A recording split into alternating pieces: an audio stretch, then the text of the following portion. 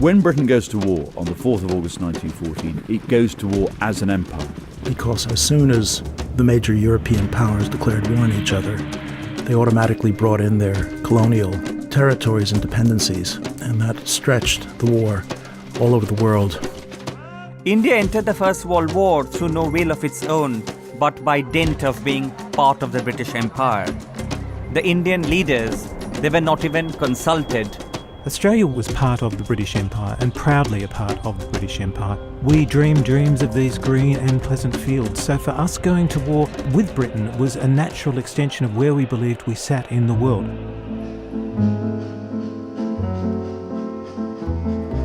Don't go. Don't go. Stay back, my friend. Crazy people are packing up, flowers are withering, and friendships are breaking.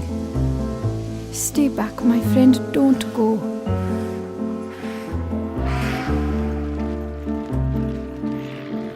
Around 4 million non-white people from different parts of the world were recruited into the British, French, German, and American armies during the war. You had troops from Nepal, you had troops from Burma fighting on the Allied side. You'll have a Moroccan unit next to a Canadian unit. You'll find them running literally alongside Chinese laborers. You'll find African troops doing all kinds of menial work and logistical work. You think the number of tons of wood you need to put in the trenches, or the number of horses you have to bring from Australia to Mesopotamia. Of all the colonies in the British, French, and German empires, the contribution of India was the highest, for India sent more than 1 million people overseas, and 1.5 million were recruited into its army. On the other side, the Austro-Hungarian forces were unbelievably mixed.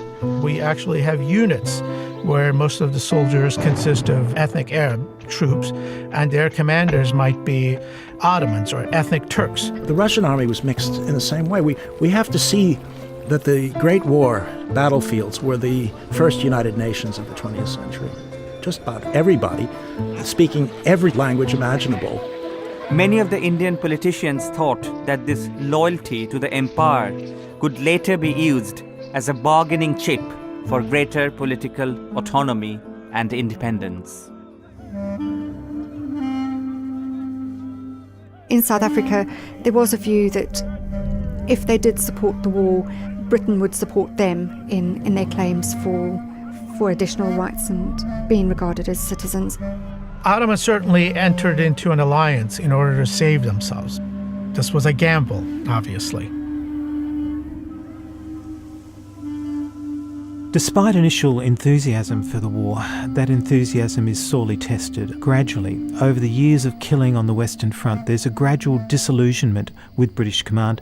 And I think there's perhaps a disillusionment with the Empire as well, with Britain as well. Loyalties to home are no longer loyalties to England, they reside elsewhere.